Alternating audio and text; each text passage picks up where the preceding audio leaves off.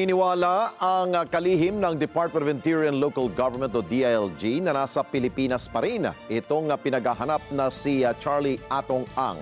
Pero hindi rin isinasantabi na may kakayahan na nakalabas na rin ito ng Pilipinas. Vic Sumintak sa balita. Kung pagbabatayan ang record ng Bureau of Immigration, hindi pa nakakalabas ng bansa si Charlie Atong Ang, itinuturong mastermind sa kaso ng mga missing sabungeros.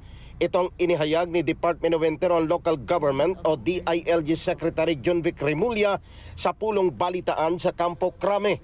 Aminado si Remulla na tulad ng kaso ni dating Banban Tarlac Mayor Alice Guo na wala itong travel record sa Bureau of Immigration na nakalabas na ng bansa noong kasagsagan ng investigasyon sa issue ng Philippine Offshore Gaming Operator o POGO, subalit totoong nakalabas ng Pilipinas gamit ang backdoor sa Mindanao. All indications is still here. Marami kasi siyang pera eh. So, yung gano'ng karaming pera, madali gumawa ng paraan na magtago. Kung gano'ng karami ang pera mo, mas madali ang kapasidad. But, ang pera niya, hindi katumbas ang pera ng ng buong gobyerno. So, gagamitin natin ang resources namin para mahanap siya.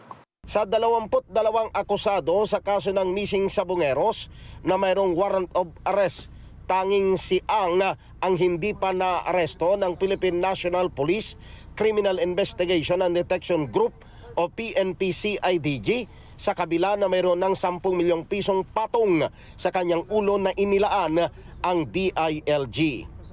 Vic Sumintak para sa mata ng Agila, matatag, matapang, matapat.